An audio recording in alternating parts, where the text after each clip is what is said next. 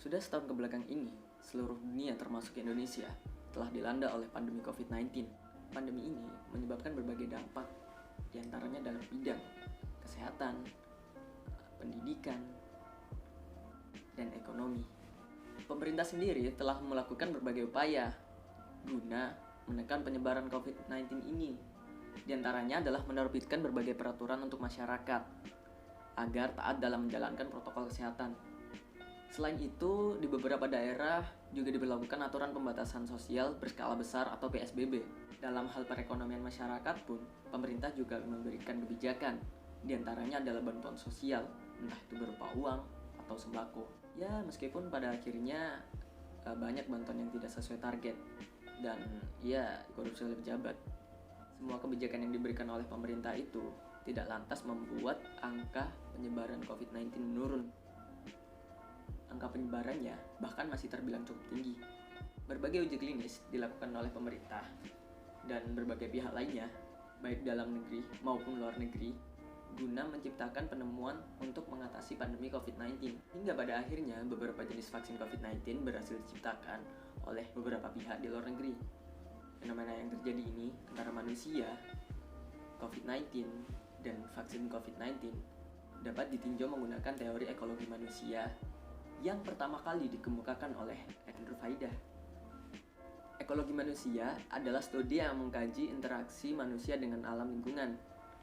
Sebagai bagian dari ekosistem, manusia merupakan makhluk hidup yang ekologik dominan. Hal ini karena manusia dapat berkompetensi secara lebih baik untuk memenuhi kebutuhan hidupnya. Hubungan manusia dengan alam dalam ekologi manusia sebenarnya sama saja dengan model hubungan antara makhluk hidup dengan alam dalam ekologi. Tetapi yang menjadi perbedaan adalah adanya pertimbangan antara salah dan benar. Tergantung apakah dampak yang timbul itu mengakibatkan keuntungan atau kerugian bagi manusia atau makhluk hidup lainnya.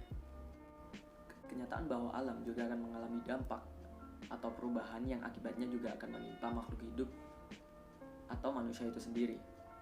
Jadi akibat dan timbulnya dampak itu dalam ekologi manusia perlu diperhitungkan apakah menguntungkan atau malah merugikan. Jadi dari model ini dapat disimpulkan bahwa manusia harus dapat mempertahankan keberlangsungan hidupnya, keturunannya, serta sesama manusia yang lain. Yang baik untuk manusia juga harus baik untuk alam dan baik untuk makhluk hidup lainnya. Karena perolehan serta manfaat yang diperolehnya itu bergantung pada alam itu sendiri, baik secara langsung atau melalui kebutuhan serta ketergantungan hidup manusia akan makhluk hidup lainnya. Kurang lebih, jika digambarkan dalam suatu bentuk model gambar, hasilnya akan seperti ini. Dalam ekologi manusia, di mana sistem kita berada, dibedakan dalam dua sistem, yaitu sistem alam atau ekosistem dan sistem sosial atau social system. Keduanya berhubungan satu sama lain dalam proses seleksi dan adaptasi. Fenomena antara manusia, COVID-19, dan vaksin COVID-19 adalah bentuk implementasi dari teori ekologi manusia.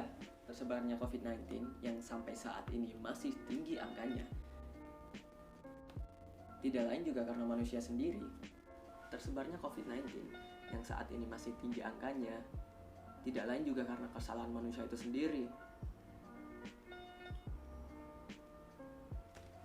Itu karena hubungan manusia dengan alam yang menyebabkan kerugian bagi diri mereka sendiri. Dan bentuk kerugian itu sekarang ya berupa pandemi COVID-19 itu. Hasil dari sistem sosial manusia disinyalir juga menjadi pemicu munculnya COVID-19 itu sendiri. Semua itu termasuk dari perhitungan yang salah dari hubungan antara manusia dengan alam dalam ekologi manusia. Untuk dapat terus bertahan hidup, manusia harus terus memanfaatkan apa yang telah disediakan oleh alam, tentu saja dengan sebaik mungkin, dan tanpa menyebabkan kerugian baru lainnya. Perwujudan hal itu dapat dilihat pada perilaku manusia saat masa pandemi tengah berlangsung. Contohnya untuk mengantisipasi turunnya imun tubuh yang mengakibatkan mudahnya terjangkit COVID-19, manusia memanfaatkan apa yang telah disediakan oleh alam, entah itu berupa bahan makanan atau bahan minuman. Bukan hanya itu, manusia juga harus merubah kebiasaan mereka bersosialisasi. Namun hal tersebut masih belum dapat menangani pandemi COVID-19, terutama di Indonesia. Oleh karena itu, manusia harus mengeluarkan biaya dan usaha yang berlebih untuk menangani COVID-19. Dan hal itu adalah vaksin. Vaksin COVID-19 dapat dibuat karena adanya hubungan antara manusia dengan alam. Dengan kata lain, manusia memanfaatkan apa yang telah disediakan oleh alam, tentu saja dengan usaha dan biaya yang lebih besar. Implementasi dari teori ekologi manusia ini telah diperhitungkan oleh manusia dengan uji klinis dengan tujuan untuk menguntungkan manusia. Seperti dalam penjelasan yang sudah disampaikan tadi, manusia harus mampu mempertahankan kelangsungan hidup dirinya, keturunannya, serta sesama manusia yang lain. Yang baik untuk manusia juga harus yang baik untuk alam dan baik untuk makhluk hidup lainnya. Dengan begitu, manusia, terutama masyarakat Indonesia, tidak perlu khawatir lagi. Dengan begitu, dapat disimpulkan bahwa cara manusia menangani pandemi COVID-19 ini merupakan bentuk implementasi dari teori ekologi manusia itu sendiri. Manusia memanfaatkan alam dan alam memberi manfaat kepada manusia. Mungkin cukup sekian penjelasan video saya mengenai keterkaitan antara manusia COVID-19 dan vaksin COVID-19 menurut tinjauan dari teori ekologi manusia. Tetap semangat, jaga kesehatan, jaga protokol kesehatan juga. Saya Pandu Putra, Satria Airlangga, bakti kami abadi untuk negeri.